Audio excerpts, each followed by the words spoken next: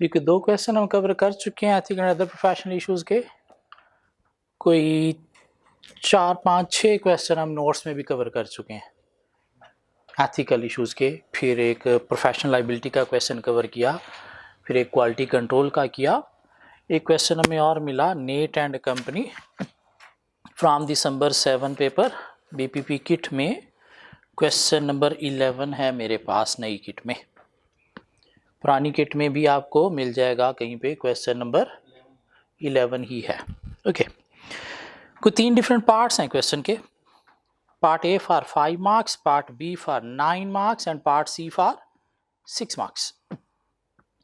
Part A of the question for 5 marks, explain what is meant by money laundering and evaluate the matters that should be considered in relation to money laundering before and on the acceptance of the audit appointment of Fisher Company। Money laundering को define किया जा सकता है, एक process है जिसके through criminals क्या करते हैं, अपनी क्रिमिनल में डर्टी मनी को कन्वर्ट करते हैं into white legal money through 3 stages, placing, layering, integration. बस रुक जाना, एक ही नंबर है, स्टेजेस आगे एक्सप्लेन करना नहीं शुरू कर देना। उसके बाद उसने कहा जी कि आप बताएं कि क्या मैटर्स कंसीडर किए जाएंगे for money laundering before and on the acceptance of audit appointment. तो जनरल देखा जाए मनी लॉन्ड्रिंग से रिलेटेड ऑडिट एक्सेप्ट करने से पहले क्या चीज़ें देखते हो? क्लाइंट की आइडेंटिटी लेते हैं, क्लाइंट की स्क्रीनिंग करते हैं। कैसे देखते हैं, क्या देखते हैं? देखते हैं कि कंपनी रजिस्टर्ड कंपनी है या नहीं, from registrar of the company. देखते हैं कंपनी किन एक्टिविटीज़ में इन्वॉल्व है, मीन ऑपरेशंस कोई इलीगल एक्टिविटीज़ में इन्वॉल्व तो नहीं है, कहाँ से, कंपनी के पास रिकॉर्ड से। या हम देखते हैं कंपनी के जो रिप्रेजेंटेटिव हैं उनमें कोई वांटेड इलीगल पर्सन इन्वॉल्व नहीं है। क्या ख्याल है? तब बिफोर, आफ्टर क्या देखोगे? कंपनी के इनकम के सोर्स का नॉलेज लोगे, कहाँ से कंपनी इनकम जनरेट करती है, उसमें कोई इलीगल सोर्स नहीं है। कंपनी की पेमेंट के सोर्सेज देखोगे, कंपनी कहाँ पे पेमेंट करती है, उसमें कोई इलीगल पेमेंट्स लाइक कोई टेररिस्ट ऑर्गेनाइजेशन को पेमेंट डोनेशंस जो है वो नहीं कर रही। और हम क्या करेंगे, कंपनी के ऑपरेशंस का भी नॉलेज लेंगे कि उसके अंदर कोई इलीगल एक्टिविटीज़ इन्वॉल्व नहीं है। तो ऑन जनरल भी आंसर दिया जा सकता है 5 नंबर के लिए। सिनेरियो पढ़ के देखते हैं, शायद कोई बात साथ रिलेट करना पड़ जाए कंपनी की नेचर के accordingly. So you are an audit manager in a Net and Company, a firm of chartered certified accountants. You are reviewing 3 situations which were recently discussed at the monthly audit managers meeting. Number 1, Net and Company has recently been approached by a potential new audit client. Fisher Company, your firm is keen to take the appointment. Fisher Company was recently incorporated by Marcellus Fisher, with its main trade being the retailing of wooden storage boxes. Net and Company has taken a copy of Marcellus Fisher's passport and plans to carry out further client acceptance procedure once engagement terms have been agreed. तो company क्या करती है, wooden storage boxes का काम करती है। तो कोई नेचर से लगता है कि मनी लॉन्ड्रिंग के चांसेस हो सकते हैं? तो ऑन जनरली बातें करेंगे, बिफोर क्या देखना है और आफ्टर एक्सेप्टेंस क्या देखना है। क्या ख्याल है? बिफोर आइडेंटिटी देखनी है, रजिस्ट्रेशन चेक करनी है, पासपोर्ट मिला है तो उससे हम देखेंगे कि वाकई कोई लीगल पर्सन है, नेशनैलिटी कहाँ की है, कंपनी के रेप्यूट का नॉलेज लेंगे इंडस्ट्री से, मार्केट से। आफ्टर इनकम का सोर्स देखेंगे, कहाँ से इनकम जनरेट होती है। पेमेंट के सोर्सेज देखेंगे, कहाँ पे पेमेंट हो रही हैं, और थोड़ा कंपनी के बिजनेस ऑपरेशंस एक्टिविटीज़ का नॉलेज लेंगे कि कोई इलीगल एक्टिविटीज़ इन्वॉल्व नहीं है। क्या ख्याल है? Part B of the question, with reference to CF company, जिससे रिलेटेड हमारे पास शायद कोई नंबर 2 पैराग्राफ है। With reference to CF company, explain the ethical and other professional issues raised.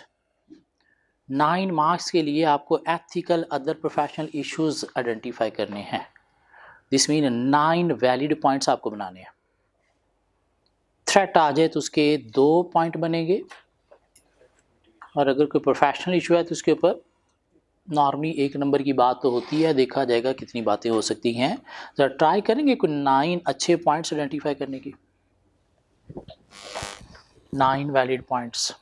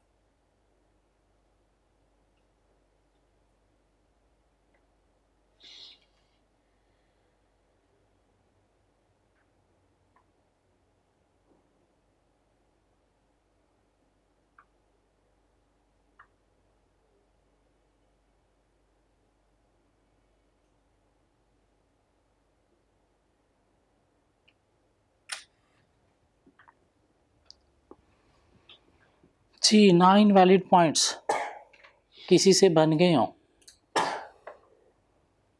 कोई एक स्टूडेंट मुझे ऐसा चाहिए जिससे 9 पॉइंट्स बन गए हों। 5 नहीं एक्सेप्टेबल। क्यों, एक पॉइंट भी अगर गया तो फेल हो गए आप। 4.5 नंबर लेने हैं पास होने के लिए, तो आपने तो अटेम्प्ट ही पास का किया है।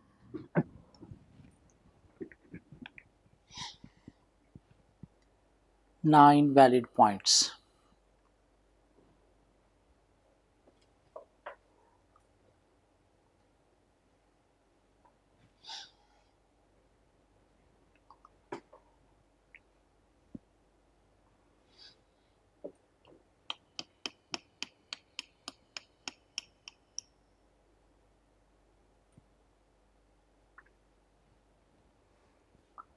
जी मिलके बनाए, आइए देखते हैं। So Nate and Company provides the audit services to CF Company, a national financial services organization. National financial services organisation financial services provide करती है, तो फाइनेंस का नॉलेज तुम्हारे पास होता ही होता है ना। क्या ख्याल है?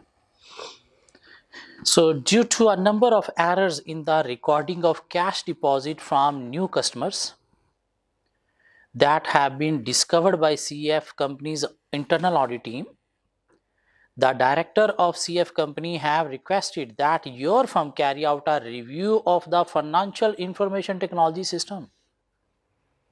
हम ऑडिटर भी हैं, साथ में क्या किया जा रहा है, रिव्यू ऑफ सिस्टम भी करना है। तो रिव्यू ऑफ सिस्टम तो शायद इंटरनल ऑडिट फंक्शन है, और वो परफॉर्म करने से क्या राइज होता है, self review threat, independent subjectivity effect होती है। तो हमें क्या करना चाहिए, through separate staff I Chinese walls perform करना चाहिए।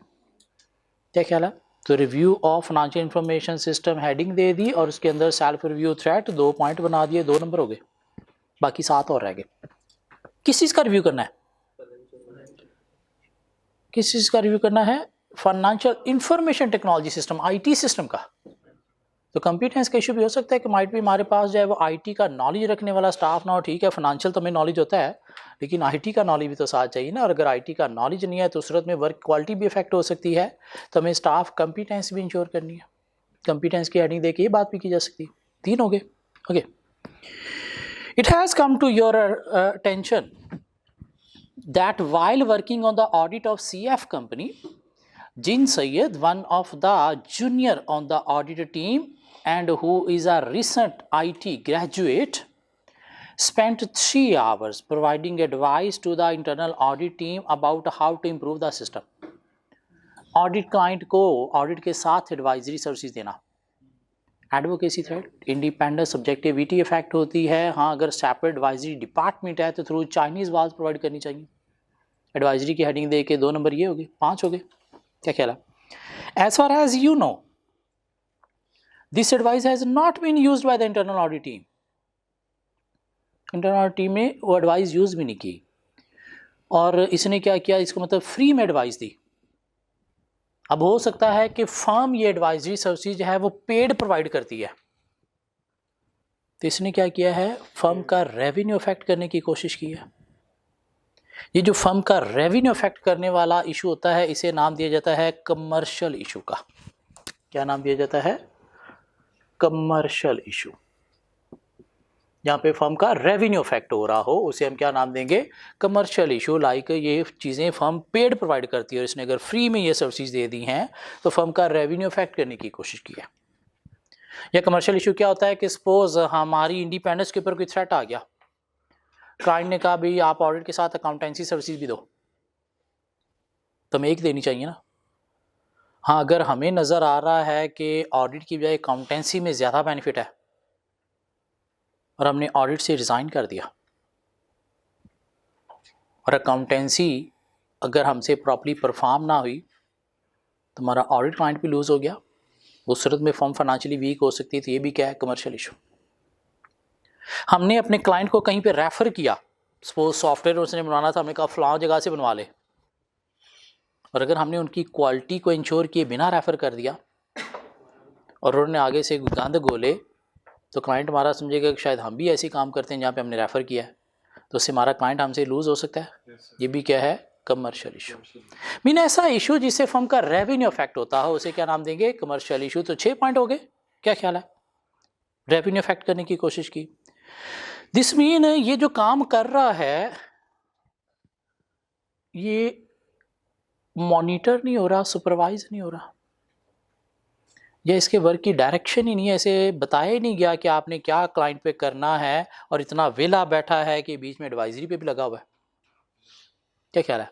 तो क्या है? Poor direction as well as poor monitoring of the audit work, भी क्वालिटी कंट्रोल इशू। क्या ख्याल है? तो क्या करना चाहिए अब हमें इसके अगेंस्ट? इसको ऑडिट से रिमूव करना चाहिए, इसकी ट्रेनिंग करनी चाहिए, और उसकी जगह पे कोई अल्टरनेटिव ट्रेंड ऑडिटर हमें असाइन करना चाहिए।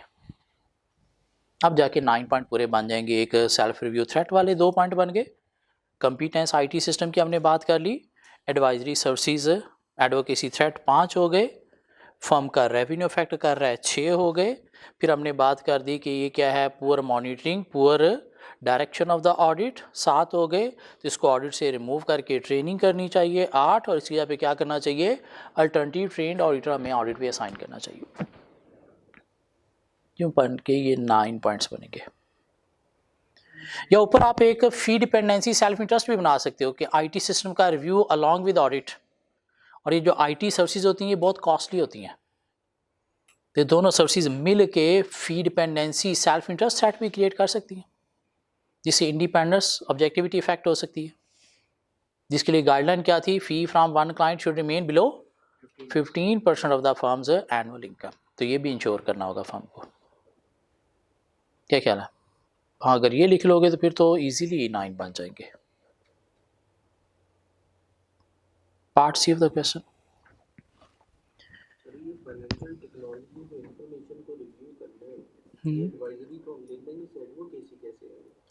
एडवाइजरी सर्विसेज जब भी आप दोगे तो एडवोकेसी थ्रेट है। हाँ, अगर कोई फाइनेंशियल एडवाइजरी है, मीन ऐसी एडवाइजरी जिससे कोई फिगर फाइनेंशियल स्टेटमेंट्स में बनी है, तो वो सेल्फ रिव्यू भी बनेगा। अदरवाइज एडवाइजरी ऑडिट के साथ देना, एडवाइजरी मीन मैडम लेवल का फंक्शन परफॉर्म करने जा रहे हो ना, एडवोकेसी। जी पार्ट सी कहता है for 6 marks evaluate the ethical and professional matters raised at the inventory count of lost shorts company. तो अब नंबर 3 पैराग्राफ में से आपने 6 पॉइंट बनाने हैं, ट्राई करेंगे ज़रा। और मज़े की बात है यहाँ से आप 8-9 पॉइंट बना लोगे।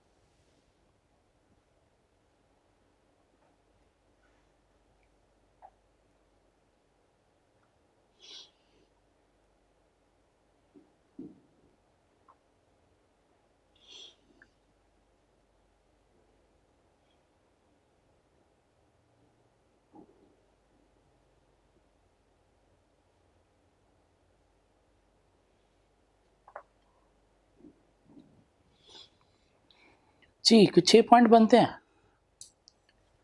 Lost shorts company is a manufacturer of bottled drinks and has been an audit client of Nature and Company for 5 years। तो 5 सालों से ऑडिट किया जा रहा है, तो due to long standing relationship with the client it could create familiarity threat for the auditor. Independence, subjectivity, professional scepticism affect हो सकती है। तो क्या होना चाहिए? Key audit personnel should be rotated of the audit as per required by ACCA codes of ethics every 5 years। 2 number मिल गए। Heading क्या दी हमने?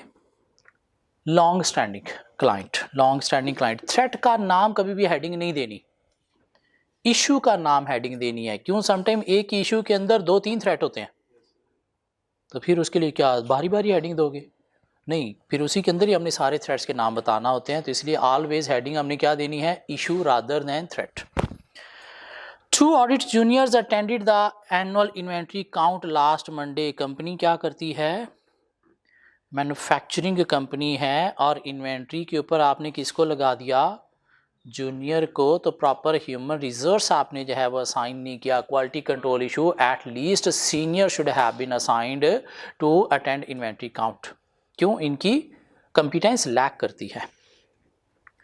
They reported that Brenda Mengel, the new production manager of Lost Shards Company, wanted the inventory count and audit procedures performed as quickly as possible। देखिए क्या जा रहा है? Audit work को pressurise किया जा रहा है, तो प्रेशर से क्रिएट होता है intimidation threat, independence, subjectivity effect होती है, और हमें रिजॉल्व करने चाहिए this kind of pressure by discussion with audit committee। if not resolved we should consider withdraw from the engagement। क्या ख्याल है? कितने हो गए? 5 हो गए। as an incentive she offered the 2 juniors 10 free bottles of super juice from the end of production line। जो एक हाथ पीने के लिए दे दे 10 9 घर ले जाओ, ये क्या हो गई? Significant hospitality.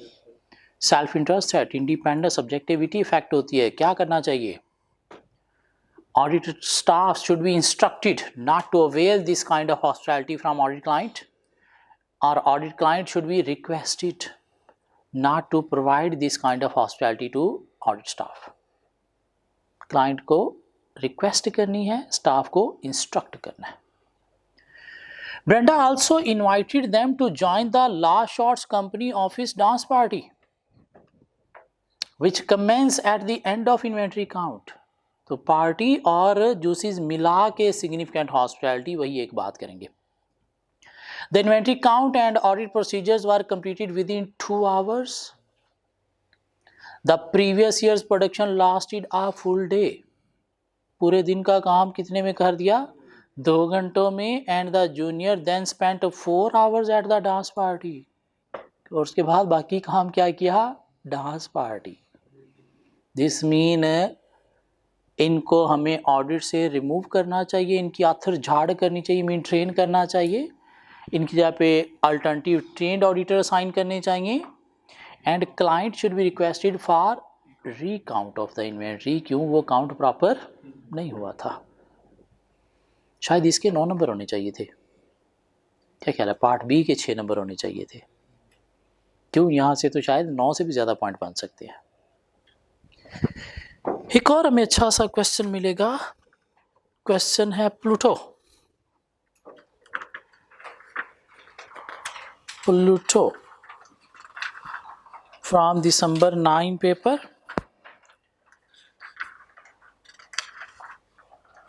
क्वेश्चन नंबर 58 है मेरे पास नई किट में। प्लूटो फ्रॉम दिसंबर 9 पेपर के जून 9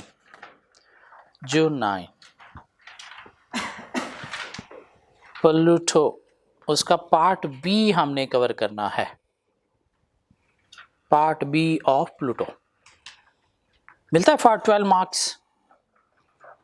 पार्ट बी क्वेश्चन का फॉर 12 गुड मार्क्स।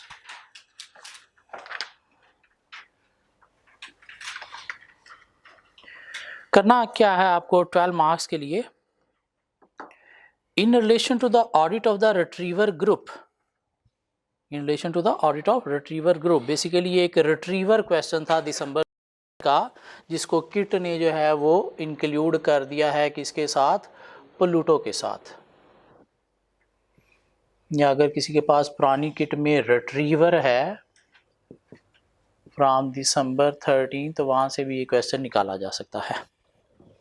ठीक हो गया? रिट्रीवर का पार्ट ए होगा, प्लूटो का ये पार्ट बी है। करना क्या आपको 12 मार्क्स के लिए? In relation to the audit of the retriever group, evaluate the quality control, ethical and other professional matters arising in respect of the planning and performance of the audit. Ethical, quality control and other professional issues आपने क्या करने हैं? evaluate करने हैं। कितने marks के लिए? 12 good marks के लिए। इनफैक्ट ये ओरिजिनल क्वेश्चन 13 मार्क्स का था। इन 13 वैलिड पॉइंट्स आपने मिलाने हैं इसमें से। आइए देखते हैं। You are also the engagement quality control reviewer for the audit of Retriever Group. Retriever, a manufacturer of mobile phone and laptop computers. Retriever obtained a stock exchange listing in July 20X3, and the audit of the consolidated financial statements for the year ended 28 February 20X8 is nearing completion. You have discussed the Retriever audit with some of the junior members of the audit team, one of whom made the following comments about how it was made, planned and carried out. तभी तक कोई issue नजर आया? No. The audit has been quite time pressured. Time pressure क्या कह रहा है? Audit में क्या था? टाइम प्रेशर था। तो उस प्रेशर की सूरत में हो सकता है ऑडिटर के ऊपर इम्पोज हुआ हो इंटिमिडेशन थ्रेट, जिससे इंडिपेंडेंस सब्जेक्टिविटी इफेक्ट हुई होगी। क्यों? डिटेल प्रोसीजर अप्लाई नहीं कर पा रहा होगा। तो क्या करना चाहिए हमें? We should resolve this kind of pressure by discussion with audit committee, otherwise should consider withdraw from the engagement. क्या ख्याल है? The audit manager told the junior not to perform some of the planned audit procedure on items such as director emoluments and share capital as they are considered to be low risk. Director emoluments low risk की होती हैं, high risk की होती हैं? High risk की होती हैं। और वैसे भी ग्रुप कंपनी है तो उसमें तो शेयर कैपिटल भी ग्रुप स्ट्रक्चर चेंज होने से चेंज होता है, तो हाई रिस्क की है। तो ये क्या है? Poor direction of the audit. Poor direction of audit कि आप क्या कर रहे हो, हाई रिस्क की एरियाज को लो रिस्क की जो है वो कंसीडर कर रहे हो। किसको असाइन किया ये काम? नहीं, काम असाइन किसको किया ये उसने बताया? जूनियर को कहा है। Audit manager told the junior not to perform this, mean junior उनके ऊपर काम कर रहा है। तो जूनियर कर रहा है तो साथ स्टाफ ह्यूमन रिसोर्स का भी इशू है, मीन कंपिटेंस जो है वो क्या करती है, लैक करती है। जूनियर के पास इतना नॉलेज नहीं है कि इतने हाई रिस्क के एरियाज को असेस कर सके। ओके, दो पॉइंट भी बनाए जा सकते हैं, डायरेक्शन सेपरेट बना दो और ह्यूमन रिसोर्स सेपरेट पॉइंट ले लो। सो 4 पॉइंट हो गए, क्या ख्याल है? एक थ्रेड था और 2 पॉइंट ये। ओके जी, फिर क्या हुआ? He also instructed us not to use the firm's statistical sampling methods in selecting trade receivable balances for testing. हम ऑडिटर जो भी काम करते हैं वो सैंपल बेसिस करते हैं, 100% टेस्टिंग नहीं करते। सैंपल क्या होता है? पार्ट ऑफ पॉपुलेशन होता है। मीन अगर 5000 इनवाइसेस को हम चेक करने जा रहे हैं तो सारी नहीं चेक करेंगे, हम उसमें से सपोज 200 का एक सैंपल लेके उस पर टेस्ट अप्लाई करेंगे और जो रिजल्ट्स 200 के निकलेंगे वो हम 5000 पे अप्लाई कर देंगे। ये क्या है कि हम सैंपल बेस्ड वर्क परफॉर्म करते हैं। ये जो सैंपल बेस्ड वर्क है इसमें हम सैम्पलिंग करते हैं। तो सैम्पलिंग 2 तरह की होती है, एक होती है स्टेटिस्टिकल सैम्पलिंग और एक होती है नॉन स्टेटिस्टिकल सैम्पलिंग। ये जो स्टेटिस्टिकल सैम्पलिंग होती है इसमें कोई मैथमेटिकल, मीन ये क्या होती है, मैथमेटिकल बेस्ड होती है। मैथमेटिकल बेस्ड का मतलब क्या है कि सैंपल का साइज कितना होना चाहिए। 5000 पॉपुलेशन है तो सैंपल 100 का होना चाहिए, 200 का होना चाहिए, 50 का होना चाहिए। एक फार्मूला बताएगा, उस फार्मूला में हम पॉपुलेशन का साइज एंटर करते हैं तो फार्मूला में कैलकुलेट करके देगा सैंपल्स कितना होना चाहिए, 100 का, 200 का या 50 का। वो फार्मूला क्या है? कोई NPR NCR टाइप फार्मूला है। दिस मीन्स सैंपल एक एप्रोप्रिएट सैंपल होगा। कभी भी जरूरत से बड़ा या जरूरत से छोटा सैंपल नहीं होगा। तो सूरत में सैंपलिंग रिस्क हाई होगा, लो होगा? लो होगा। नॉन स्टेटिस्टिकल सैंपलिंग क्या है? मैथमेटिकल बेस्ड नहीं, जजमेंट बेस्ड। सैंपल साइज कितना होना चाहिए? 5000 पॉपुलेशन है तो एक ऑडिटर कहेगा 200 का होना चाहिए, दूसरा कहेगा नहीं यार 100 का होना चाहिए, इससे कहेगा क्या पागल हो गए आप दोनों, 50 का होना चाहिए। इनको फार्मूला नहीं बता रहा है, कौन बता रहा है? ऑडिटर की जजमेंट, और वो जजमेंट रॉन्ग भी हो सकती है। दिस मीन ज़रूरत से बड़ा या ज़रूरत से छोटा भी सैंपल हो सकता है, जिसमें हो सकता है पॉपुलेशन की सारी कैरेक्टरिस्टिक्स नहीं आई तो सैम्पलिंग रिस्क हाई होगा या लो होगा? हाई होगा। मीन रिजल्ट्स प्रॉपर्ली हो सकता है ऑब्टेन नहीं होंगे। सो यहाँ पे क्या हो रहा है? He also instructed us, कौन कह रहा है? Junior. He also instructed us not to use the firm's statistical sampling method in selecting trade receivable balances for testing, as it would be quicker to pick the sample based on our own judgment. Judgment कौन apply करेंगे? Junior. पहली बात तो आपने sampling जो है वो statistical ज़्यादा अच्छी होती है रादर देन नॉन स्टेटिस्टिकल। और चलिए नॉन स्टेटिस्टिकल पे जाना भी है तो इतना लो लेवल का स्टाफ आपको असाइन नहीं करना चाहिए, एटलीस्ट सीनियर होने चाहिए। और सैम्पलिंग फिर भी बेस्ट क्या है? स्टेटिस्टिकल। तो ये क्या है? पुअर डायरेक्शन भी है और साथ पुअर ह्यूमन रिसोर्स भी आपने चूज़ किया। क्या ख्याल है? कोई 2 पॉइंट इस पर बन जाएंगे। आगे चलते हैं। Two of the juniors were given the task of auditing trade payables and going concern. अब going concern एक हाई रिस्क एरिया जहां पे आपने मैनेजमेंट की असेसमेंट को इवैल्यूएट करना है, और तो शायद की ऑडिट पर्सोनल को ही करना चाहिए, सीनियर जूनियर के लेवल का ये काम ही नहीं है, तो ये भी क्या है, again poor human resource allocation. The audit manager asked us to review each other's work as it would be good training for us and he didn't have time to review anything। Manager को काम monitor करना चाहिए ना इनका, लेकिन उसने कहा यार खुद ही कर लेना, मेरे पास टाइम नहीं है। और ये हैं भी कौन, दोनों जूनियर, जिनके काम कंपिटेंस तो पहले ही लैक करती है, तो एक दूसरे को रिव्यू करके वीकनेसेस को इम्प्रूव करना तो बड़ी दूर की बात है। तो ये क्या है, poor monitoring of the audit work, कि मॉनिटरिंग जो है वो भी क्या है, पुअर है, क्यों, उसके पास टाइम नहीं है, शायद और बर्डन है, तो जूनियर तो एक दूसरे के काम को कभी भी मॉनिटर नहीं कर सकते, क्वालिटी ऑफ ऑडिट अफेक्ट हो सकती है। So I was discussing retriever's tax position with the financial controller। कौन कह रहा है, junior. I was discussing retriever tax position with the financial controller when she said that she was struggling to calculate the deferred tax asset that should be recognized। The deferred tax has arisen because several of retrievers considerations subsidiaries have been loss making this year, creating unutilized tax losses।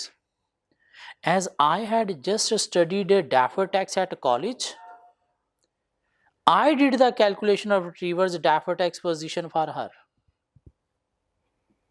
क्यों, मैं अभी P2 पढ़ के आया था, तो मुझे पता था क्या होता है, तो मैंने उसके लिए कैलकुलेशन कर दी। और अगर कैलकुलेशन भी आपने करके दी है, तो इसी फिगर को ड्यूरिंग ऑडिट आपने क्या करना है, ऑडिट भी करना है।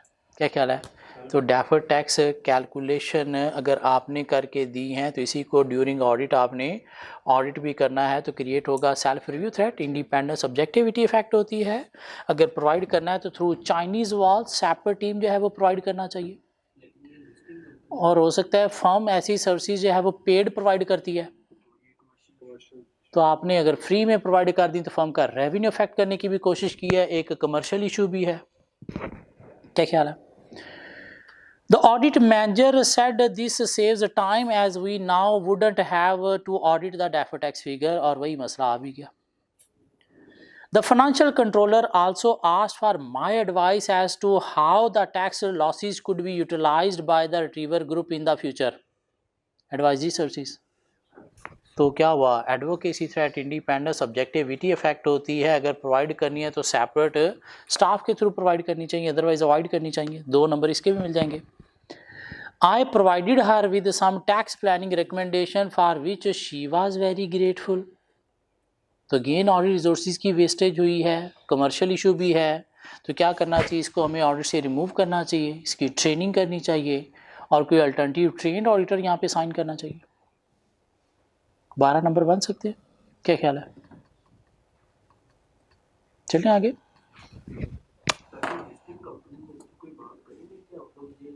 वो अकाउंटेंसी सर्विसेज लिस्टेड के लिए, अकाउंटेंसी नहीं थी, टैक्सेशन सर्विसेज थी जी। एक क्वेश्चन हमें और मिलेगा अच्छा सा,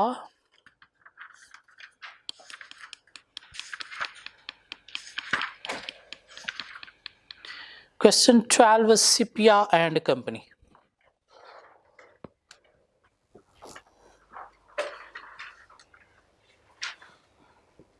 पास्ट पेपर का नहीं, बीपीपी किट का क्वेश्चन है। सिपिया,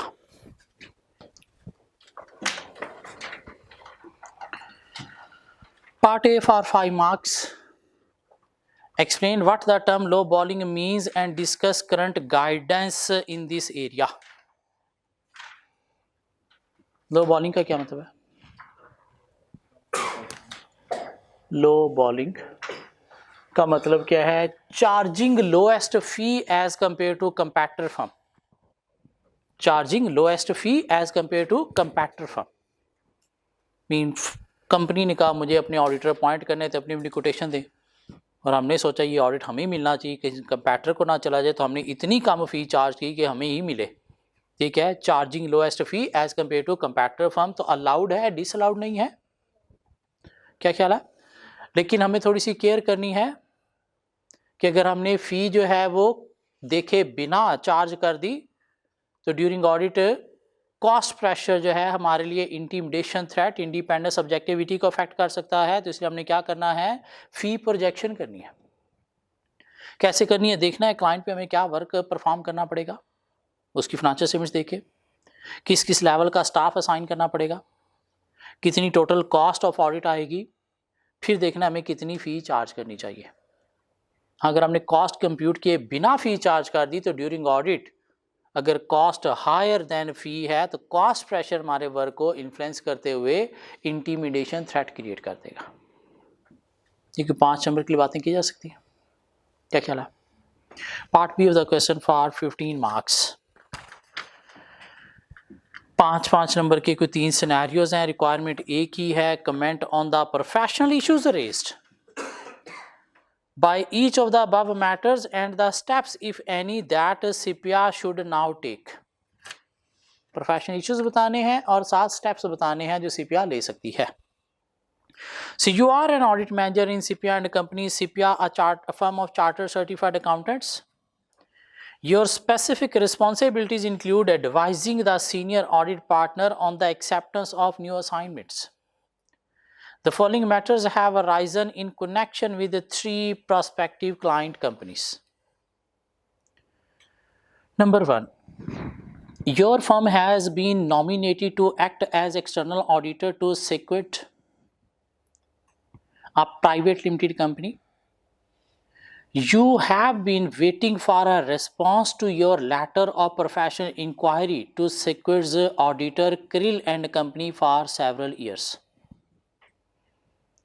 हमने कहीं पे पढ़ा था प्रोसीजर बिफोर एक्सेप्टिंग ऑडिट में कि किसी भी क्लाइंट का ऑडिट एक्सेप्ट करने से पहले हमें क्या करना है, ऑब्टेन करनी है क्या, प्रोफेशनल क्लियरेंस। हम कौन है यहाँ पे, इनकमिंग ऑडिटर। क्या है हम, इनकमिंग ऑडिटर, या हम कौन है, प्रपोज्ड ऑडिटर, या हम कौन है, न्यू ऑडिटर। किससे हमने ये लेनी है, आउट गोइंग ऑडिटर से। किससे लेनी है, आउट गोइंग ऑडिटर से। वो जो आउट गोइंग ऑडिटर है उसको प्रीडिसेसर ऑडिटर का नाम भी दिया जाता है, या उसको रिटायरिंग ऑडिटर का नाम भी दिया जाता है, जो रिटायर हो रहा है, जिसके हम प्लेस कर रहे हैं। मतलब क्या है इसका, asking him reason behind leaving the audit. ये क्या रीजन है। तो आउटगोइंग ऑडिटर ने क्या करना है, रिप्लाई देना है किसके अगेंस्ट, प्रोफेशनल क्लियरेंस के अगेंस्ट। ये उसकी प्रोफेशनल ड्यूटी है हमें रिप्लाई देना। लेकिन उससे प्रोफेशनल क्लियरेंस ऑब्टेन करने के लिए हमें क्लाइंट की परमिशन चाहिए। क्लाइंट अगर हमें परमिशन नहीं देता दिस मीन हमें ये ऑडिट एक्सेप्ट नहीं करना चाहिए। इस मतलब कोई गड़बड़ है, एक गंदा क्लाइंट है। उसे हमें रिप्लाई देने के लिए भी क्लाइंट की परमिशन चाहिए, और क्लाइंट अगर उसे परमिशन नहीं दे रहा तो फिर हमने क्लाइंट से डिस्कस करना है, यार ये मामला क्या है।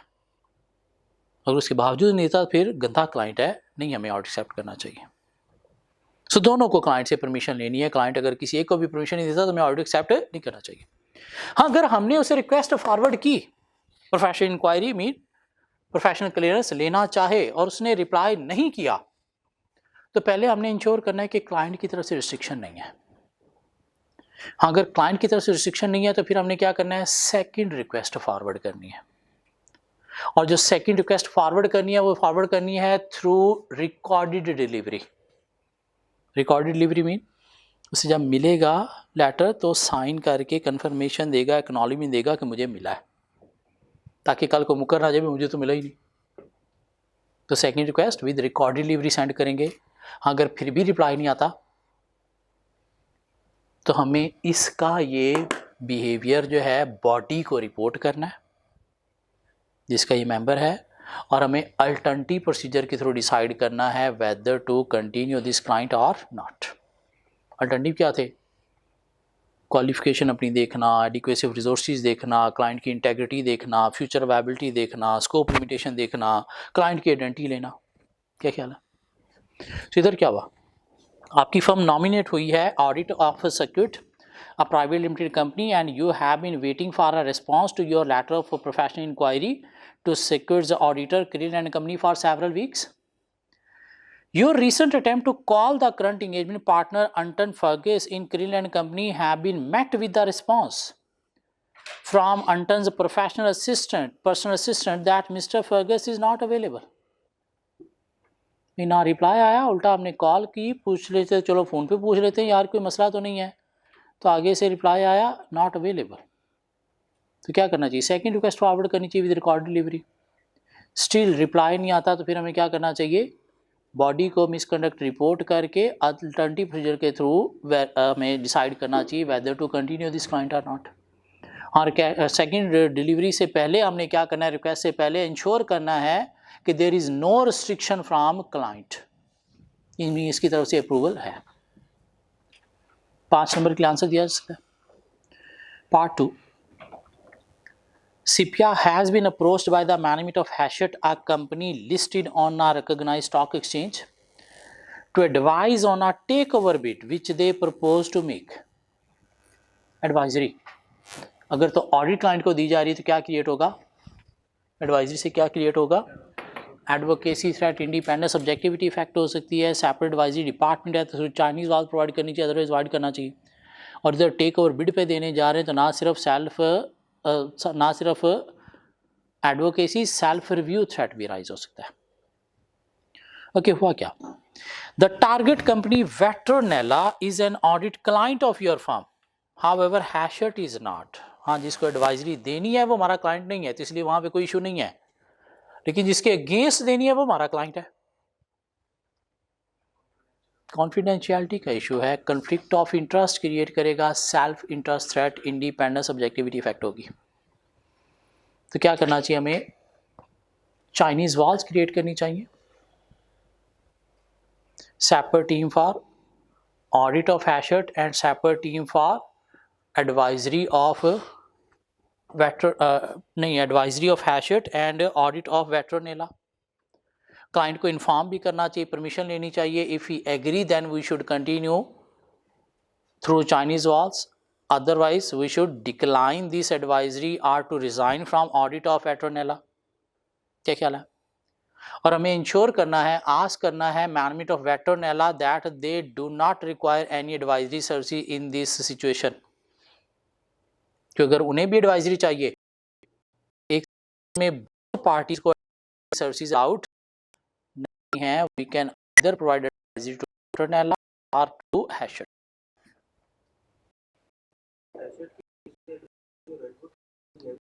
क्योंकि ठीक हो गया, आगे कॉन्फ्लिक्ट ऑफ इंटरेस्ट की सेल्फ मिटिगेशन भी बाद के वेट्रोनेला को हमें चाहिए केस में, क्यों? उससे ये तो भी है, हम दोनों parties either we need to provide advice Hachette Vetronella।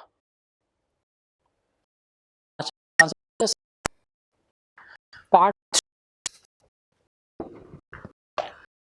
of colleague at Cipia Advanced now employed Keratin। तो स्टाफ मूव कर हमारी फर्म आप किसी दूसरी फर्म में and Keratin and Company and 3 other firms have recently tendered for the audit, thus all liability ने दो ने मिलके ऑडिट के टेंडर क्या हुई है। Successful firm next week yesterday at a social gathering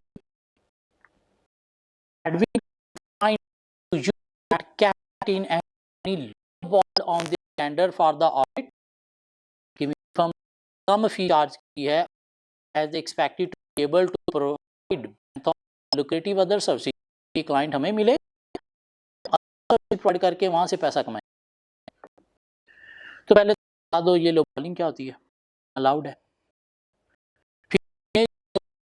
फिर डिस्क्लोज किया उसने अपनी कॉन्फिडेंशियलिटी का भी है, बीइंग अ प्रोफेशनल में अवॉइड कर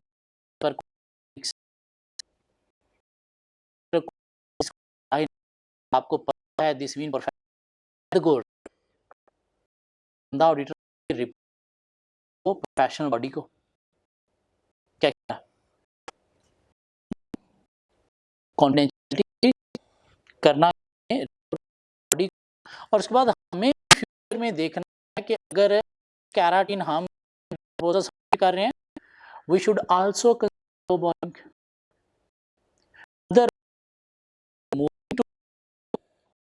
प्लेटफॉर्म वीक हो या कमर्शियल इशू भी है। चला तो 5 पॉइंट दो क्वेश्चन हमने प्रीवियस क्लास में किए, 3 क्वेश्चन हमने इस क्लास में आज करके कोशिश क्लास आने से पहले ये 5 क्वेश्चन अटेम्प्ट हो। कुछ 2 क्वेश्चन और हैं जो नेक्स्ट क्लास पर करके इशू एरिया कंप्लीट,